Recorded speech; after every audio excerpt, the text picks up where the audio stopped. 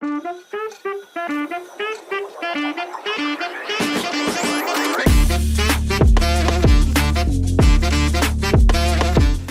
and welcome to TMD Motorhomes in Mithil, and there's nothing better than relaxing at the side of an IH campervan.